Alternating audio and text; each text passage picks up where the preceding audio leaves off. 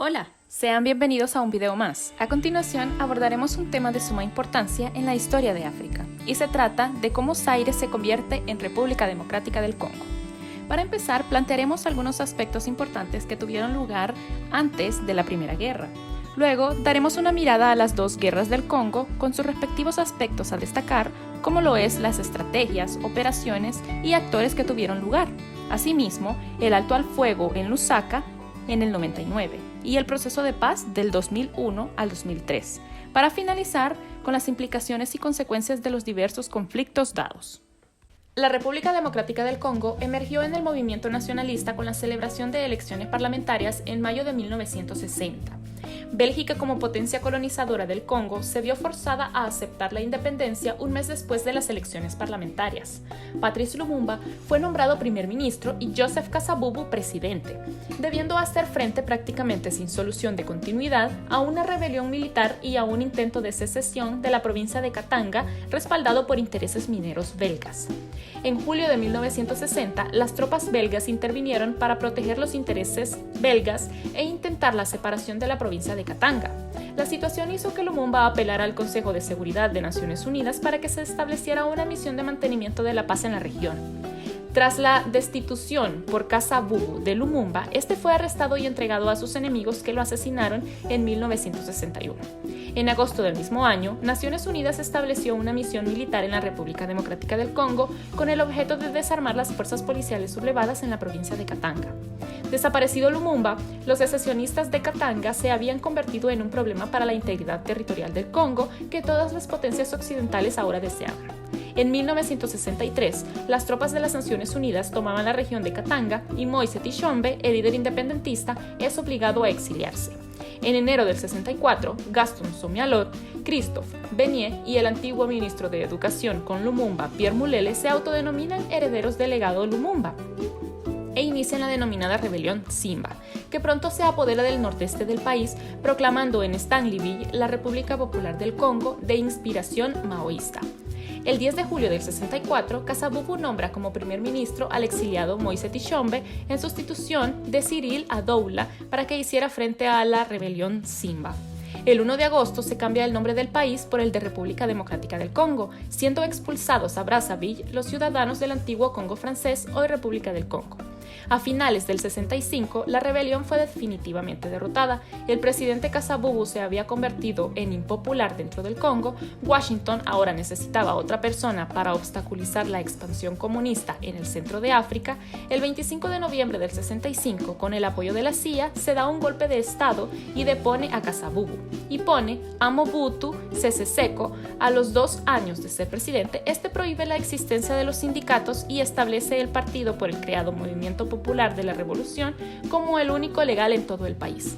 En su proceso de autenticidad africana, el 27 de octubre de 1971 cambia el nombre del país al de República del Zaire, llegándose a establecer en el calendario oficial este día como fiesta nacional. La Primera Guerra del Congo en 1996 a 1997. Para comprender la Primera Guerra del Congo es importante definir algunas de las características que desarrollaron los sucesos imprescindibles de estos 9 meses que duró la guerra, y es que las diversas estrategias por parte de los grupos beligerantes fueron el detonante esencial para poder comprender cada uno del accionar de estos grupos que mantenían sus intereses en búsqueda del poder. Asimismo, hablar de la operacionalidad de esta situación es sumamente difícil y compleja, ya que cuando hablamos de más de una docena de actores es difícil definir una sola operación. Sin embargo, hablamos de combates que tanto eran unidos con otros en el momento de campaña, así como que ambos grupos compartían intereses comunes. Y por último, hablamos de la característica importante y esencial de los múltiples actores que tenía la guerra, y es que son más de una docena de actores, son tantos países, tantos grupos, tantas alianzas, que hablamos de esa característica tan imprescindible para comprender este momento de la guerra. ya que hablamos de un grupo liderado por Laurent Kabila y otro grupo liderado por Mobutu Sese Seko. Pero para comprender esta guerra es importante también entender sucesos importantes y claves que desarrollaron la misma, y una antesala de esta podemos tomar el genocidio de Ruanda en 1994. Y es que el genocidio de Ruanda ya se había extendido al interior del país y la zona fronteriza de la República Democrática del Congo era utilizada por las milicias Hutu, expulsadas de Ruanda tras la llegada del poder de los Tutsis, para que desde los campos de refugiados realizaran incursiones en el país vecino.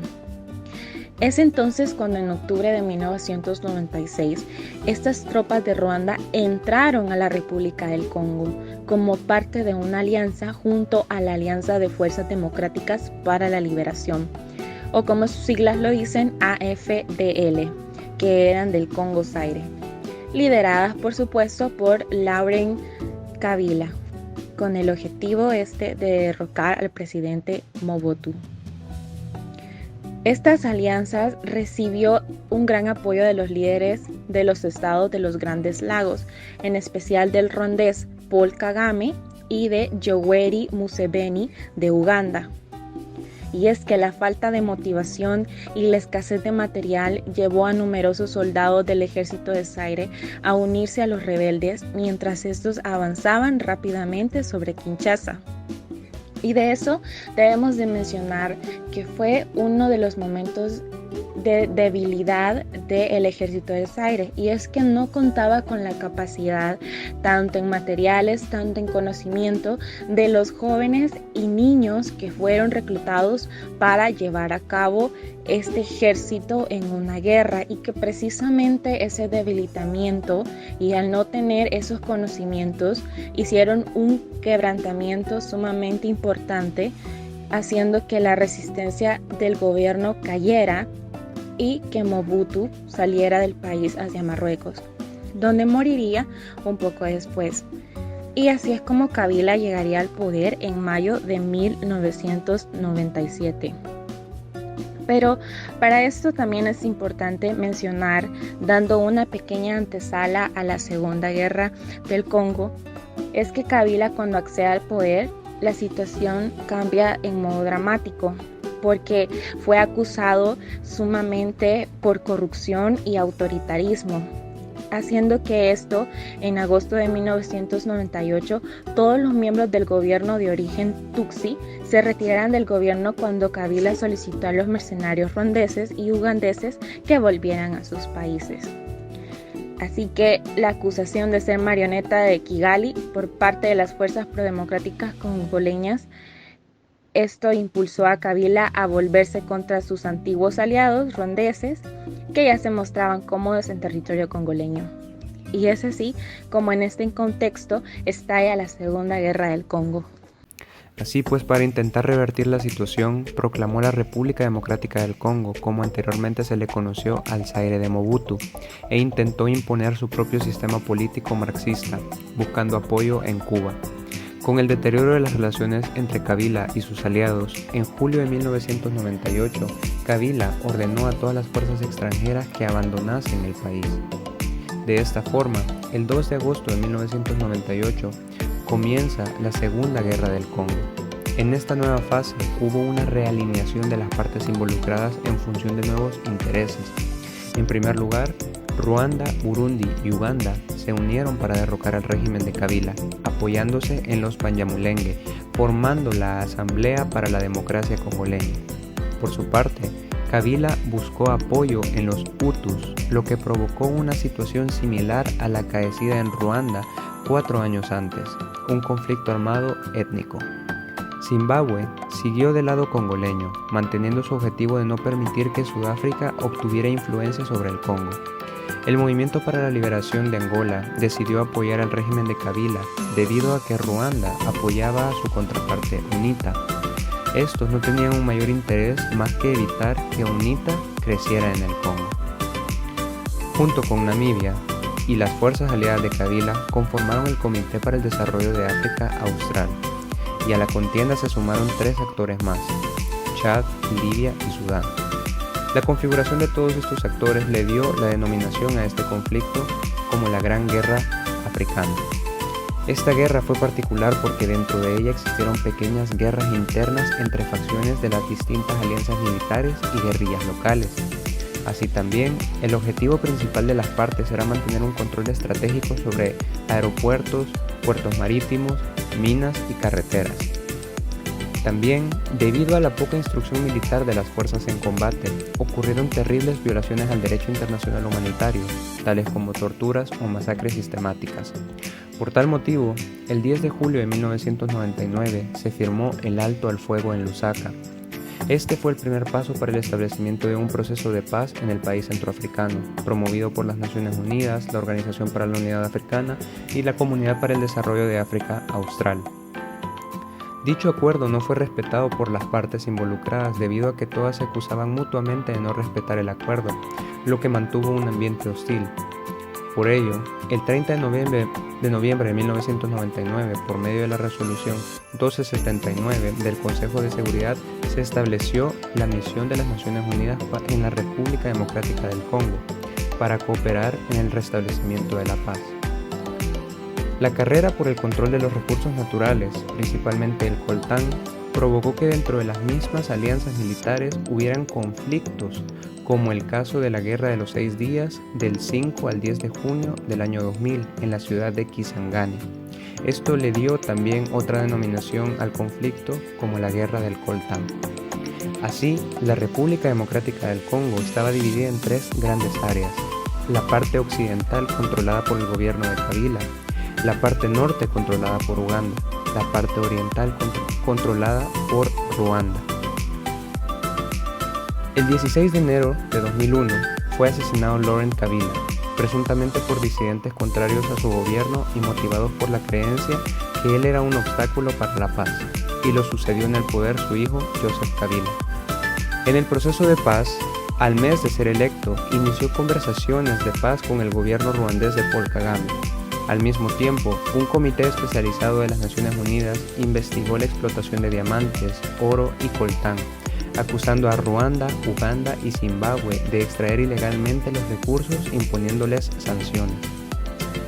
En abril de 2002, por la mediación del gobierno de Sudáfrica, se firman los acuerdos de Sun City, en el que se crea un gobierno unificado multipartidista.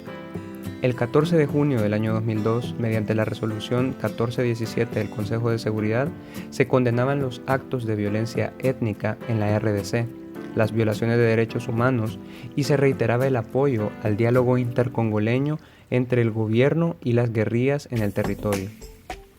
El 16 de diciembre de 2002 se firma el Acuerdo Global e Inclusivo de Pretoria, en el cual se estipulaba la retirada de 20.000 tropas ruandesas y el desarme de las guerrillas hutus presentes en el territorio, y se firmaban con Uganda acuerdos por separado.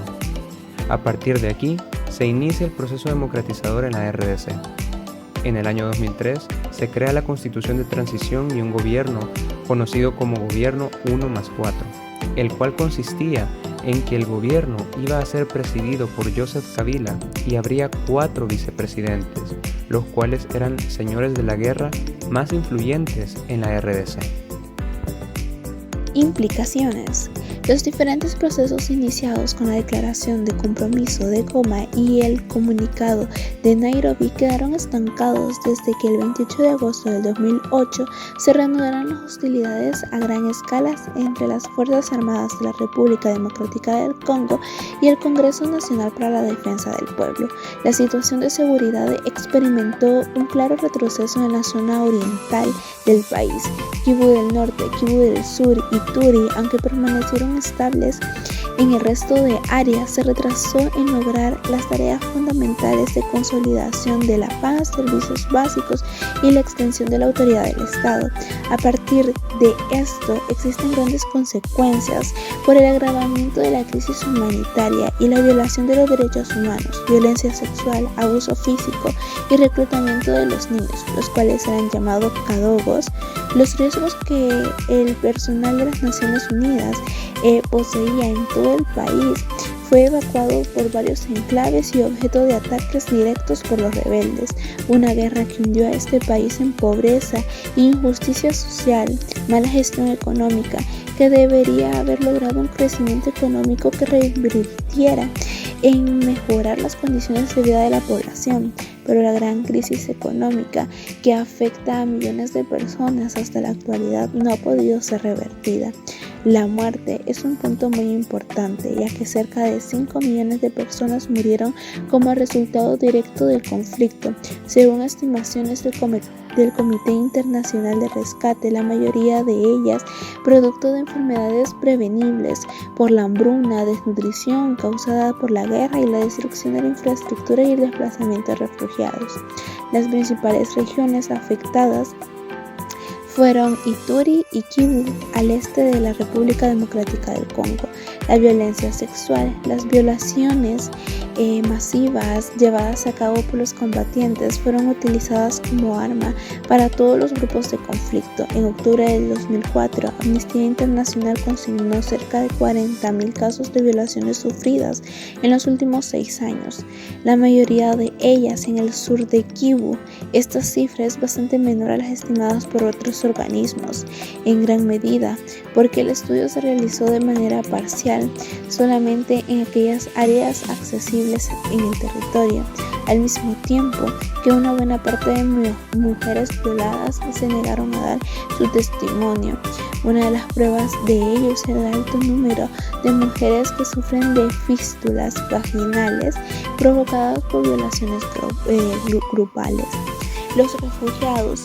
En el éxodo masivo de refugiados internos llegó a una cifra de 3,4 millones, la mayoría de ellos provenientes de provincias del este, mientras que cerca de 2 millones más buscaron refugio en los países vecinos de Burundi, Ruanda, Tanzania y Uganda. La valoración regional. La guerra provocó el cuestionamiento acerca de la situación de África subsahariana en conjunto. El avance de la democratización de la región desde el comienzo de la década de 1990 quedó como una falsa alarma. El medio ambiente también ha sido uno de los efectos más devastadores en la economía, y las instituciones sociales repercutieron gravemente en la flora y la fauna en la región. Para concluir, podemos mencionar que la transformación del Zaire en la República Democrática del Congo representó el fin de una era marcada por una dictadura personalista y sangrienta patrocinada por Estados Unidos en el contexto de la Guerra Fría. En este acontecimiento hay que mencionar la relevancia que tuvo el genocidio de Ruanda en 1994, debido a que exportó el conflicto étnico hacia la RDC, la cual tuvo una importancia trascendental en las guerras del Congo.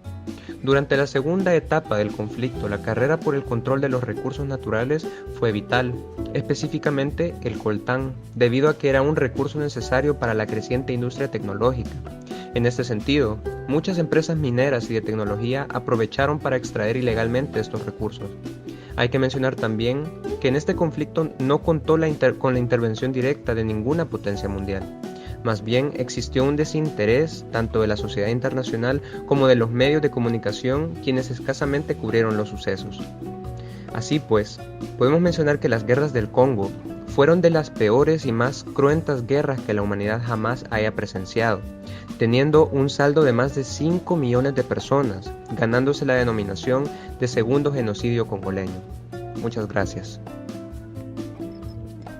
En este apartado tenemos las fuentes bibliográficas y también 3 preguntas generadoras del contenido.